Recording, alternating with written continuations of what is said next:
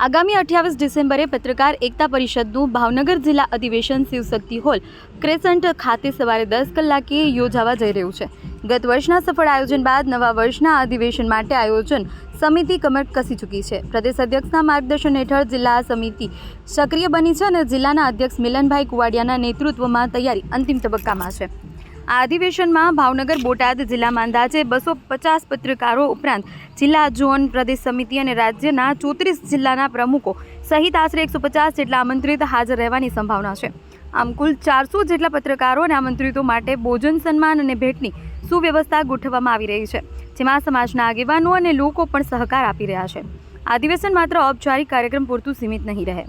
સમગ્ર ગુજરાતમાં પત્રકાર એકતા પરિષદ સાથે જોડાયેલા હજારો પત્રકારો માટે 10 લાખ રૂપિયાનું અકસ્માત વીમા કવચ ઉપલબ્ધ કરાવવાનો ઐતિહાસિક પ્રારંભ થવાથી ભાવનગરનો થવાનો છે। છેલ્લા 7 વર્ષથી પત્રકારોની સમસ્યાઓ માટે સંગઠન દ્વારા સરકાર સમક્ષ રજૂઆતો કરી સકારાત્મક પરિણામો મેળવવામાં આવ્યા છે। રાત દિવસ દોડતા પત્રકાર અને તેના પરિવારની સુરક્ષા માટે આ વીમા યોજના મહત્વપૂર્ણ પગલું છે। ભાવનગર બોટાદ અને સ્ટેટ મહિલા વિંગની પ્રીમિયમ ભરાઈ ચૂક્યા છે અને ઓળખપત્રો પણ તૈયાર થયા છે।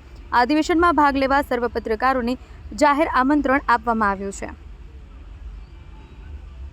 અહેવાલ લાભુભાઈ કાતરોડિયા।